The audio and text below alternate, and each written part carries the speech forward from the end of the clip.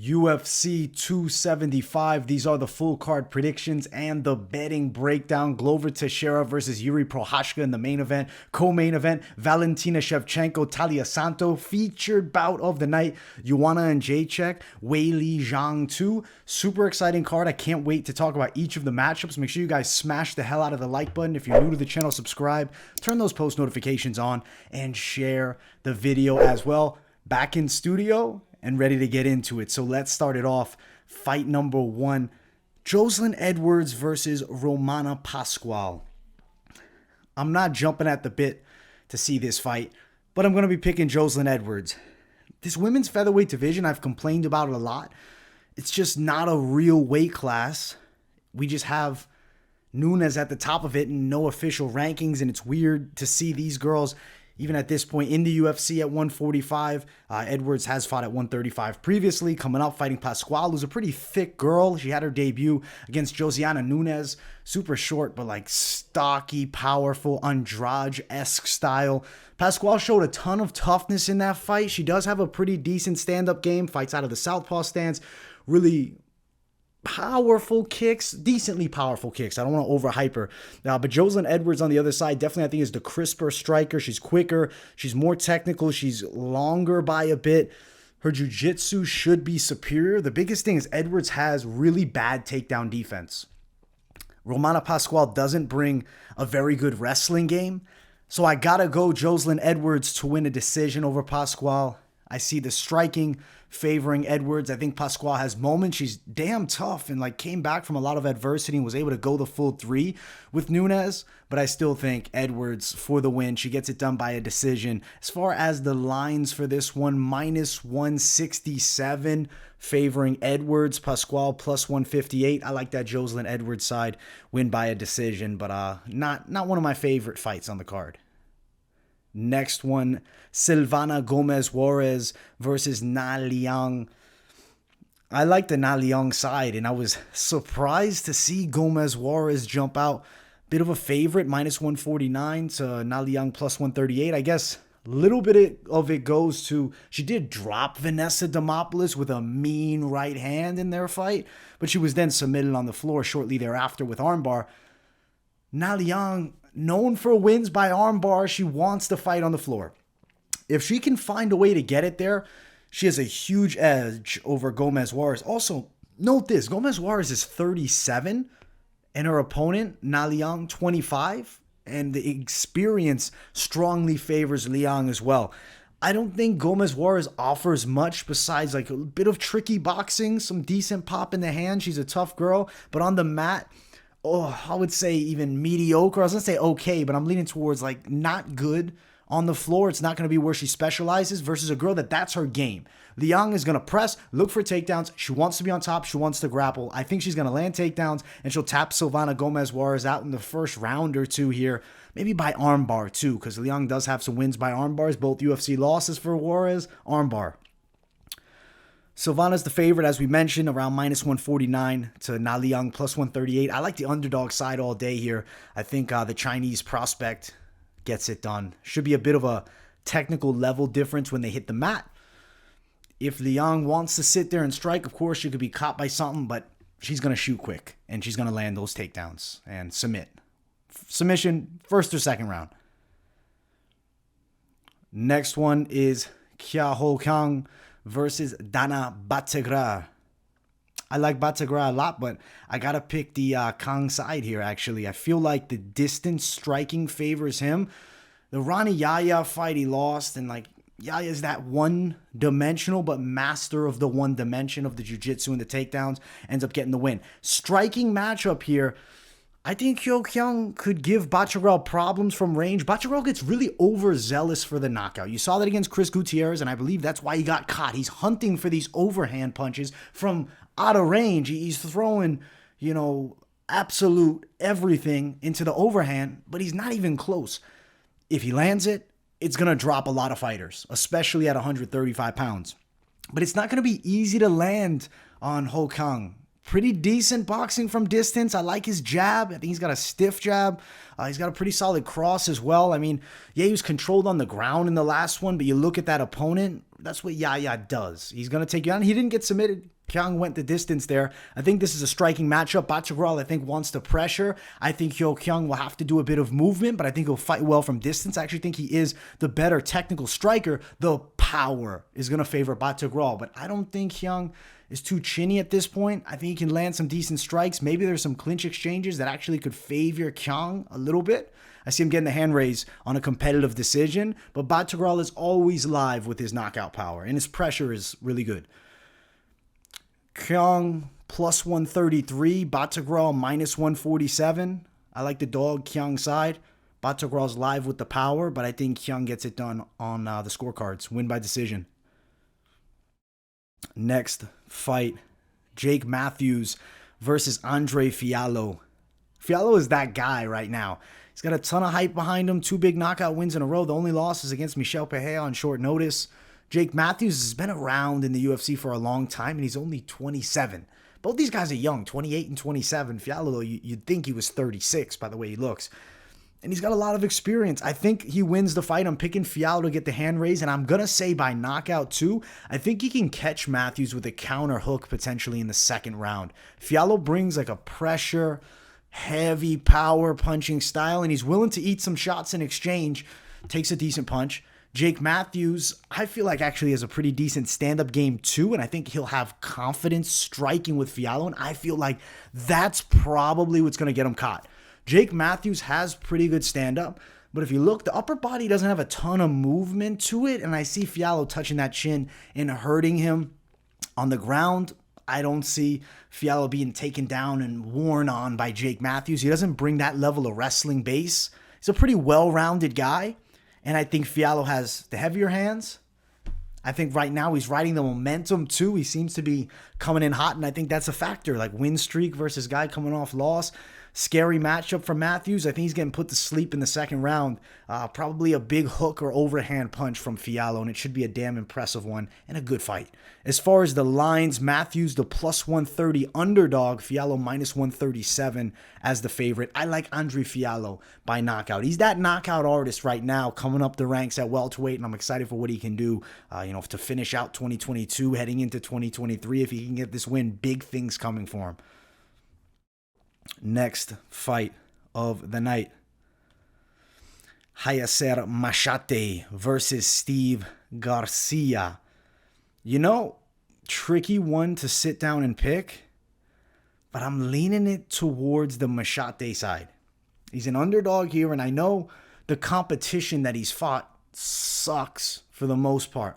But Steve Garcia hasn't been super impressive to me. The fight he won on the Contender Series, he was 5 pounds, almost 5 pounds overweight. I think he was 139, and he won it. Gets a win against a former training partner. He's not a bantamweight. He fights at lightweight now. Loses to Luis Pena, got beat up on the ground, and then you see the win over Charlie Ontiveros, who, to me, is kind of like a nobody opponent. He's not UFC caliber whatsoever. Maheshate, opposite side of him, has a legitimate striking game. He seems to have the goods on the feet. Now, he's only 22, which that's a little bit worrisome, but he's light-footed. He likes to bang. He has good multi-shot combinations, closes distance fairly well. I like the way he's kind of up on his toes, ready to move. Garcia's more of that scrappy striking style. He's going to make it dirty. I do think Garcia might try to wrestle a bit here. I'm going to bank on Maheshate having some decent takedown defense to deal with Garcia. We're going to find out when the cage door closes. I got to lean that Maheshate way. I think we're in for a pretty entertaining fight. And I think the Maheshate stand-up is technically superior. X factor is going to be, how does he look on the floor with Steve Garcia? Mean Machine Steve Garcia has some takedowns in the arsenal he can look to mix in, but I see Maheshate being able to defend. He was a huge underdog in the Contender Series. He's a slight underdog here, and I see the dog getting the hand raised in this one. Maheshate for the win. As far as the line, plus 148 Maheshate, Steve Garcia minus 155. Pretty interesting fight in the lightweight division. I'm excited to see what happens. Interesting matchup for sure. The next fight of the night, Seung Woo Choi and Josh Culibao. Guys, I'm going Josh Culibao. I'm not sleeping on him. He's actually pretty damn good when you go and you watch the film. I mean, draw against Charles Jourdain. Yeah, the debut, he loses to Jalen Turner, but Turner is a monster. He's like super Seung Choi. He's, bigger, taller, longer at 155. Josh Culibao is a tricky striker, man. He's explosive. He hits hard. He has decent body lock takedowns. I like the calf kicks a lot. I like him entering the pocket with his jabs and crosses. Choi is good from distance. He's long for sure, and he does have some serious pop in that right hand if he can land down the center line. I mean, he dropped Alex Caceres in that last fight, and then he throws an illegal knee, and he ends up losing the fight. Not by DQ, but he did lose it. If he doesn't throw that illegal knee, maybe he's got his hand raised, and he's a ranked guy at featherweight. But Josh Culibao is not a guy to sleep on. I still think he's a tricky matchup here. I'm not ready to say Seung Choi is that guy on the rise. He's okay. He's good. He has decent striking from distance. He'll bring patient pressure style attack, but I think Culibao is more explosive. I think he hits harder, and I think he's going to land on the chin and make Seung Choi respect him. Now, as far as the height difference, it favors Choi by 2 inches, not a lot. Reach by 1.5 inches. Not much here. I think Culibao will find ways inside. I expect him to try to mix in some takedowns as well and watch the low kicks. I'm going to say Josh Culibao wins decision. I'm going to call it decision. I'd love to see a finish here, and I definitely think it's possible on either side, but I'm leaning Culibao win via decision in this one, and I don't sleep on him yet. He's 9-1-1. He's a solid fighter. Choi's a big favorite too. What I didn't like is seeing how wide this line is. To me, Choi doesn't deserve to be the minus 224 favorite. Josh Culibao plus 200 dog. I like Josh Culibao plus money. Give me the dog here over Seung Choi. Let's get to the next fight, and it's our featured prelim. Brendan Allen versus Jacob Malkoun. I like the Brendan Allen side a lot here. Malkoun's like one-dimensional, I'll really say. Like, he wants fights on the ground and to be on top. Brendan Allen likes to have fights on the ground and likes to work his game from the top, but he's also a solid kickboxer. Now, note this. I don't want to shit on Malkoun completely because he does have a pro boxing fight and a win. Malkoun has some hands. He's not a bad striker, but his game has been more so towards just looking for takedowns, trying to get on top. Granted, matchup specific. AJ Dobson, the most recent opponent, he's a dangerous guy to deal with on the feet. Malkoun did grind out the win. I can't see Brendan Allen getting grinded and worn on for 3 rounds against Jacob Malkoun. If there's a finish, it's the Allen way. I think Malkoun's getting choked out here. I'm going to say Brendan Allen win via submission. He's a longer guy by a lot. Not longer by a lot, 75-inch reach to 73, but look at the height difference, 5'9" to 6'2". Legit size differential. Malkoun, I could see being at 170. Brendan Allen's fought at 205. I think Allen should be able to get a finish here. I think he needs a finish to really excel his career forward. It's been a little bit iffy. Loses to Strickland and then gets some wins. Loses to Chris Curtis. Now beats, I guess, Sam Alvey. It's not really a big win to have, but it's at 205 and Sam Alvey's an OG. I think Brendan Allen should be clearly better here. He needs to avoid the takedowns. I think he can actually get the back maybe of Malkoun and choke him out. I'm going to say Brendan Allen by 2nd round submission in this fight. As far as the line for this one, Brendan Allen minus 225, Malkoun plus 233. Fairly justified odds because Malkoun has one way to win, and it's such an if. I feel like Brendan Allen's got the takedown defense. I think he's got the better jiu-jitsu of the two, and he's definitely got the better stand-up overall. Brendan Allen win, submission, and I'm going to call it in the 2nd round.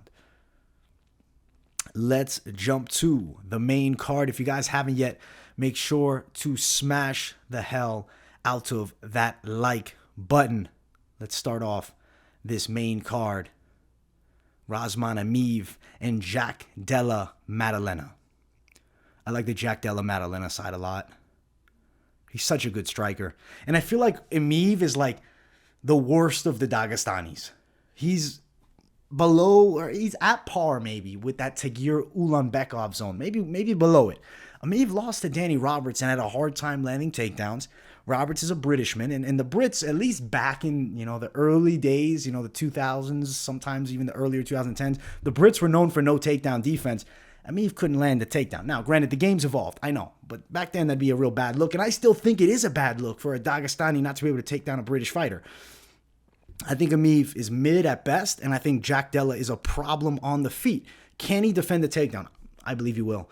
and he'll actually be able to manage distance well and make it hard for Emeev to shoot. And I don't see Emeev as a good striker. He's pretty mid-tier overall. On the stand-up game, he's okay. He's squaring. You guys know. If you follow the channel, you know. I'm a big fan of the Dagestani wrestling. Emeev's not that guy. He is the bottom of the barrel as far as the wrestling game goes there. Now, he's 20-5. He's got a fantastic record. He's a decent fighter. Jack Della Maddalena, to me, is on the track, maybe a future contender type position. His stand-up's a problem. Real hands. Like, I don't want to compare him to Robert Whittaker right now, but, like, you know, both guys Australian. I have to kind of throw a little bit of that comparison. He can box his ass off. Super dangerous with the boxing, a stiff jab, follows it with a mean cross. He has a really fast left hook too. And it's like a style of stand-up that's so enjoyable to sit down and watch. Jack Della Maddalena is one of my favorite fighters to watch right now as far as prospects. Keep your eye on him. He's sleeping Emeev in a round or two. I'm going to say second round, but I definitely can see it in the first two. Maddalena's, I think, the real deal. And I think he's going to prove it here. As far as the lines, minus 147 for Maddalena, Emeev plus 133. Jack Della Maddalena puts the Dagestani to sleep here. Knockout. Next fight of the night, Rogério Bontorin versus Manel Kape. I had a little bit of difficulty picking this one at first, but Kape is the way I'm going. I'm going Manel Kape. And I think the odds are wrong, though. Like, I want to throw the odds out right away because I checked them and I said, man, too wide. Kape minus 214. Bontorin plus 195. Bontorin's right there. Like, I see it as a fairly competitive fight. Manel Kape has a power punching advantage and a speed advantage. Bontorin is physically, I think, the stronger guy of the two. Kape more explosive and faster. Bontorin definitely hits hard as well. So, I mean, if he landed right on the chin, he could put Kape down. Jiu-jitsu-wise, Bontorin's dangerous on the mat, but I don't think he's going to have an easy time getting Kape there. And I guess this is maybe why the line is as wide as it is. Stylistically, I think this is a hard matchup for Bontorin to get a hold of Kape, and I think Kape outstrikes him for most of the fight. I do think Bontorin will find a couple takedowns, and definitely I could see him getting some control. Maybe some decent overhand punches. What I love about Kape, though, is the stance switches. What I like a lot about Bontorin is his close distance boxing. He's got big overhands, and he hits hard. He definitely does. Power for power with the hands, I'd be interested to find out what it really was. I think it's competitive. Kape's the more explosive puncher either way. The more explosive striker, period, really, is the Kape side. Bontorin's not a bad fighter, though. He's a problem. He's making 125, which is a really good sign. That loss in the last one to Raw Dog Royval, I don't know. That was damn close. That was a toss-up. So if it goes the other way, Bontorin's like right there for a title fight type situation. I mean, I know he's taken 2 losses as well, but who's he lose to? Kai Kara France? Alejandro Pantoja? Monsters. Did he lose to Pantoja or am I mixing that up? Excuse me. Ray Borg, excuse me. That was the Pantoja loss was Manel Kape. He lost to Pantoja, and then he had that split loss to Matthias Nicolau. I think if Kape wins this fight, he's like really working his way up the rankings. Kape's a problem. He's been one of the best at this weight class for a long time, even prior to his UFC run. And I think Kape gets the hand raised, but it's not going to be easy. I'm going to call it win by decision, Manel Kape, in what I expect to be a fantastic fight. Minus 214 Kape, Bontorin plus 195.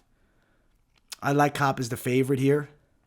It's not an easy fight, but Kape gets it done, hand raised. Let's get to the next one. It's our featured bout of the night. Weili Zhang versus Joanna and Jędrzejczyk 2. Thank you for putting this together, UFC, because this was one of the best fights I'd have ever seen. Like, I remember seeing it and like, wow, this is best women's fight ever. I'm just going to call it. I'm going to throw it at that. It's the best women's fight of all time. I don't know if I can give it the best fight of all time status, but it's up there. Joanna and Jędrzejczyk hasn't fought since it. And what was it, 2 years and 2 months ago, I believe? Yeah, 2 years and 2 months ago. It's been a while. That's pre me doing the channel, so it's been some time. I think actually I started the channel right around the time that fight happened. Weili on the other side dropped 2 straight. The Rose fight, the first one, was awful. Bad knockout loss. She comes back, loses a super competitive split. Winner of this fight's probably fighting for the belt. If not, they're one away or they're in the waiting for it after Andrade probably fights for it.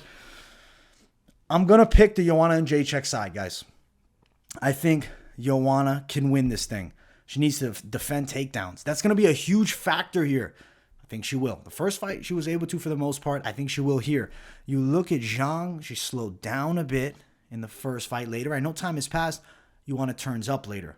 Joanna needs to not get caught maybe with as many overhand punches or big shots, because there were some significant strikes that Weili was able to land in that first fight. Joanna definitely had her moments too. She has great multi-shot combos. If she mixes in the low kicks with big punches on the feet, gets some solid flurries going, lots of movement. I'm glad we got the big octagon.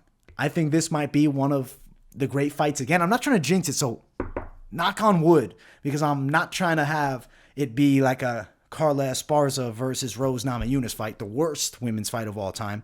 This is a rematch of the best of all time, and I think winner fights for the belt most likely. I'm saying Joanna gets the hand raised. I do believe, power for power, Zhang is the harder striker and the more explosive girl. Joanna's faster, and she's more technical. I think she's more crisp with her striking as well. In the wrestling department, Joanna's always been very defensively sound. Zhang, I know she's been improving the wrestling game, and it's always been pretty solid, but she's getting even better at it. Still don't think it'll be enough for Joanna. She's a hard girl to get a hold of. I think Joanna gets an extremely competitive decision.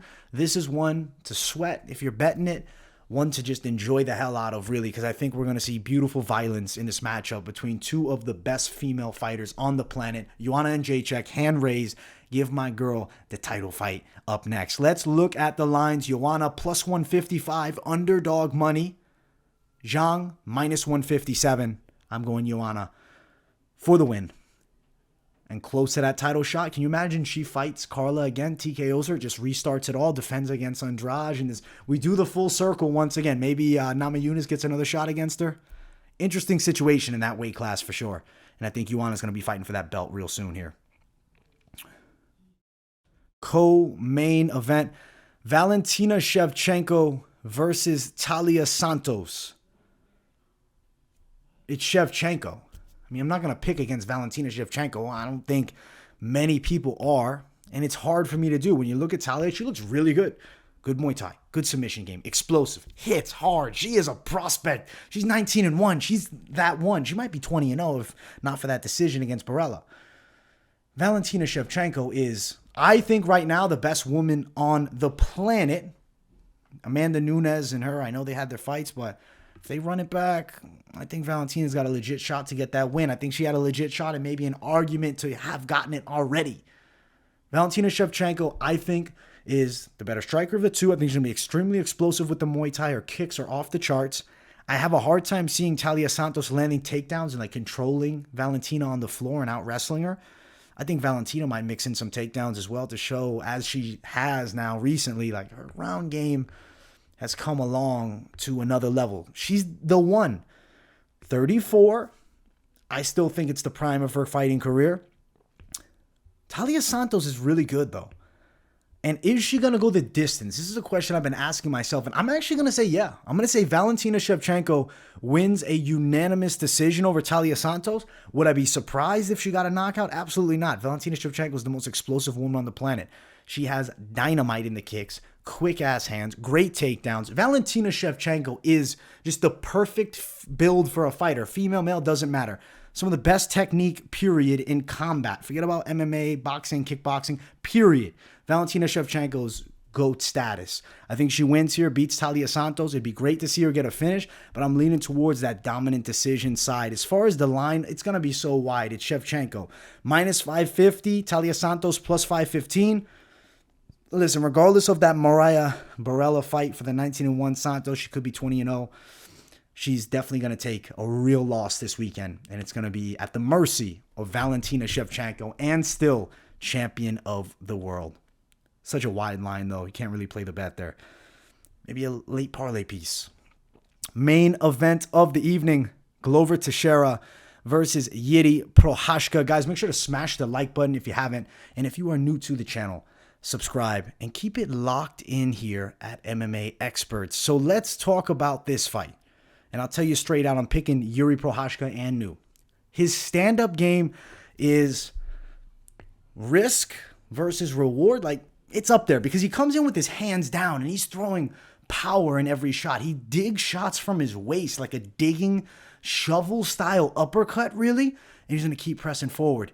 Glover Teixeira, I think is going to look for takedowns. But Jiri Prochazka has pretty decent takedown defense. He was taken down by Dominic Reyes in their fight. Reyes then passed to the mount. Prochazka gives up the back and exploded up to his feet. Dangerous thing to do against Glover Teixeira.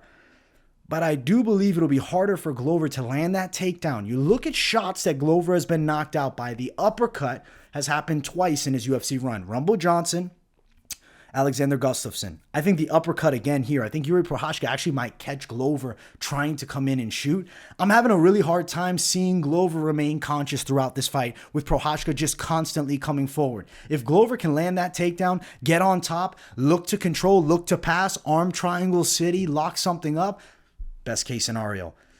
But I'm having a hard time seeing it. I think Jiri Prochazka is going to be that guy that ends Glover Teixeira. And Glover's a hell of a striker too. His boxing is really solid. But he's 42. And right now, Jiri Prochazka, I believe, is going to be the UFC champion at the end of it all. Glover Teixeira has a great lead hook. He comes in distance well. He's been shooting a lot, though, trying to get fights to the mat. I think he's going to have a lot harder time taking Jiri Prochazka down than he did with Jan Blachowicz. I think Jiri Prochazka is more dangerous because of his unpredictability. His whole game is crazy, and his hands at the waist, I think, aids into takedown defense against Glover Teixeira.